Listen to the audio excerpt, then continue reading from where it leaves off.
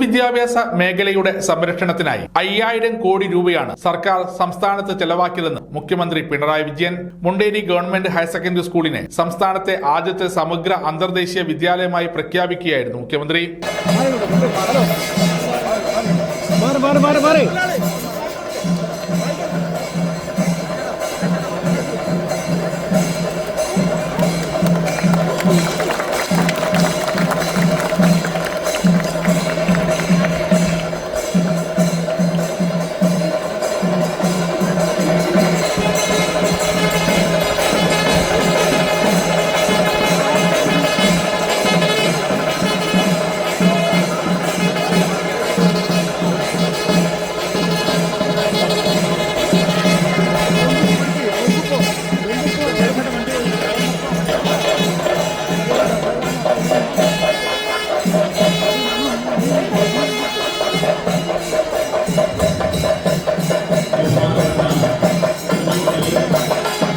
വികസനത്തിന്റെ ഏറ്റവും വലിയ പ്രത്യേകത എല്ലാവരും അതിൽ സന്തോഷിക്കുന്നു എന്നുള്ളതാണ്. നമ്മുടെ നാടിന്റെ വിദ്യാഭ്യാസ രംഗം നല്ല തോതിൽ അഭിവൃദ്ധിപ്പെട്ടിട്ടുണ്ടെന്നും മുഖ്യമന്ത്രി കൂട്ടിച്ചേർത്തു. സാധാരണ ഹയർ സെക്കൻഡറി സ്കൂൾ എന്നതിൽ നിന്നും മാറി നാടിനും രാജ്യത്തിനും മാതൃകയാക്കാവുന്ന രീതിയിലുള്ള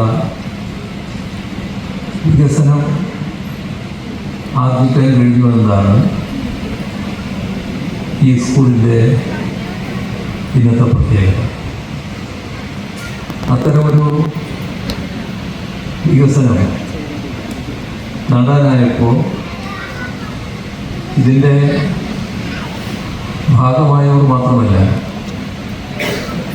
ഇതുമായി ബന്ധപ്പെട്ടവർ മാത്രമല്ല, ഇതിനെക്കുറിച്ച് അറിയുന്നവരും എല്ലാം നല്ലതുപോലെ സന്തോഷിക്കുക.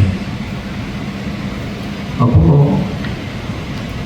എവിടെയും വികസനം എങ്ങനെ സ്വീകരിക്കപ്പെടുന്നു എന്നതാണ് ഇതിലൂടെ വ്യക്തമാകുന്നത്. ചടങ്ങിൽ മുദ്ര വിദ്യാഭ്യാസ സമിതി ചെയർമാൻ കെ രാഗേഷ് അധ്യക്ഷത വഹിച്ചു.